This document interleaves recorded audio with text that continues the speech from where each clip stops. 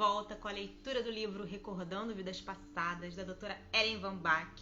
E antes da gente começar a nossa leitura de hoje, vamos fazer uma reflexão, né? Qual, na opinião da doutora Van Bach, é a morte mais difícil de todas, segundo as pesquisas dela, né?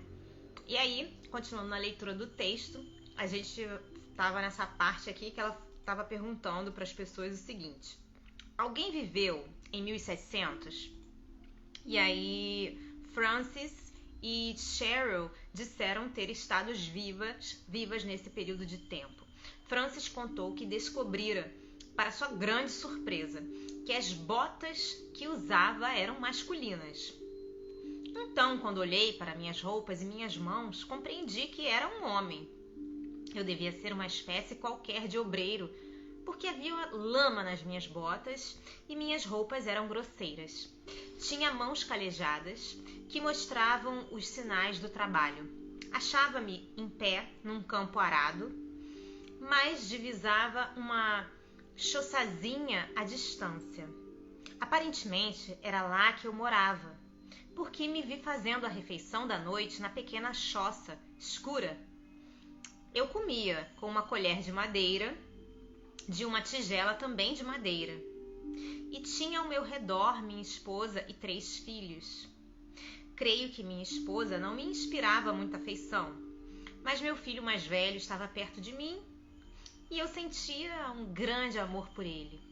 Quando você me levou para a morte por causa de um acidente qualquer com cavalos, só sei que tudo aconteceu muito depressa e eu me vi fora do corpo antes de compreender o que tinha acontecido.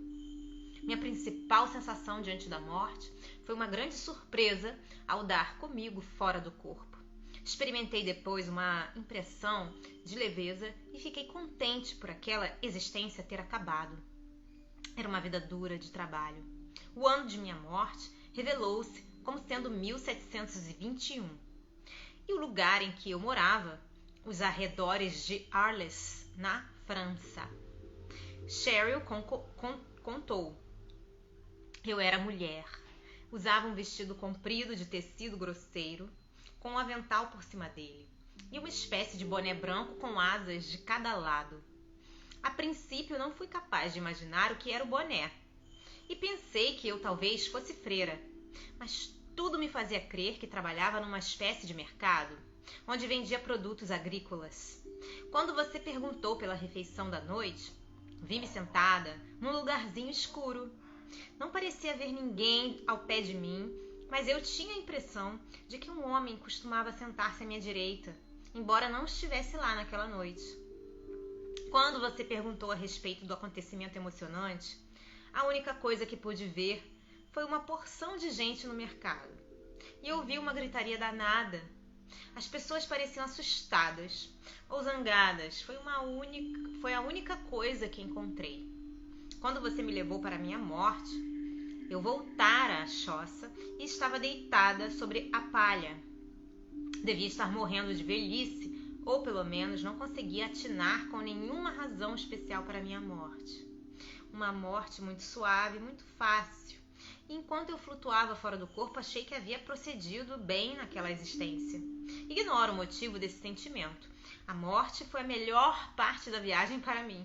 Depois de ver meu corpo, subi ao céu cada vez mais alto e deixei o corpo sem pesar. Lynn também fora homem, mas no século XVI. Quando abaixei a vista para meus pés, vi uma espécie de sandália, uma sandália de madeira. Disse ela. Eu trajava calças curtas e uma blusa solta por fora das calças. Meus cabelos eram lisos e pretos e minhas mãos de cor ligeiramente abaçanada. Só quando olhei para a paisagem e vi as construções, compreendi que estava no Japão. Creio que eu morava numa aldeia de pescadores e o acontecimento emocionante foi uma tempestade quando eu estava no mar, a bordo de um barco.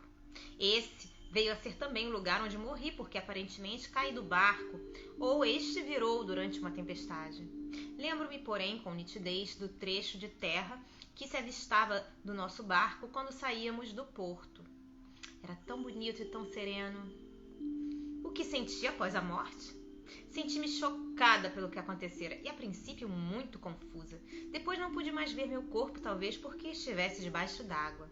Parece-me, contudo, que após minha morte, vieram juntar-se a mim os outros 2 que estavam comigo no barco. Mas esta é apenas uma impressão. Peter contou que estivera vivo no ano de 25 depois de Cristo. Francis disse que ficou surpresa ao descobrir que era um homem, observou ele, pois fiquei surpreso e meio transtornado ao descobrir que era mulher.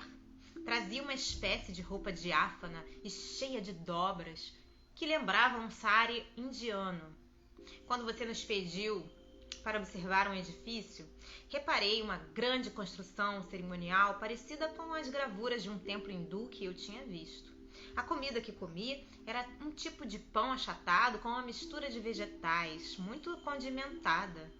Comi com os dedos, tirando o alimento de uma tigela de madeira toscamente esculpida. A princípio, eu não poderia dizer qual era o acontecimento emocionante, mas creio que se tratava do meu casamento. Sei que me sentia apreensiva e emocionada ao mesmo tempo.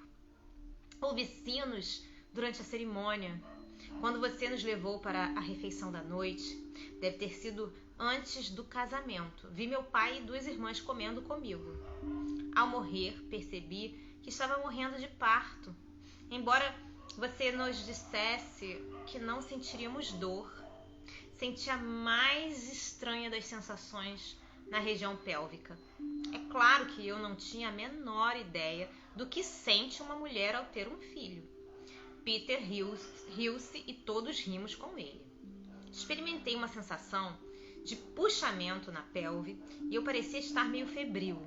Não sei exatamente quando deixei meu corpo, pois durante algum tempo tive a impressão de estar entrando e saindo do corpo sem parar. Depois me vi fora dele e enxerguei as coisas mais deslumbrantes à minha volta. A morte foi uma experiência muito bonita, mas até enquanto estava apreciando as belas cores, senti um pesar profundo por deixar para trás 2 outros filhos que eu tinha. Comentei com o grupo que a morte do parto, ao que tudo indicava, era a mais difícil de todas em minha amostra.